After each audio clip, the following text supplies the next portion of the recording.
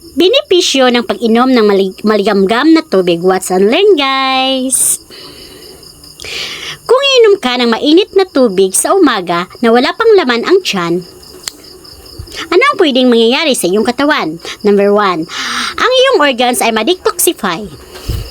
Ang mainit na tubig ay nakakatulong para i-stimulate ang lymphatic system. Nakakatulong para alisin ang toxin o lason sa katawan. Number 2, mas marami kang nasusunog na taba. Ang pag-inom ng mainit na tubig ay pansamantalang magpataas ng iyong metabolismo na nagpo-promote ng pagkasunog ng taba. Number 3, ang pananakit sa iyong ulo ay mawawala. Ang pag-inom ng mainit na tubig ay nakakatulong para alisin ang pananakit sa ulo. Dulot ng dehydration or muscle tension. Ang mainit na tubig ay nagpapaganda ng blood circulation at ma-relax ang muscles. Number 4, magkaroon ng mabuting digestion.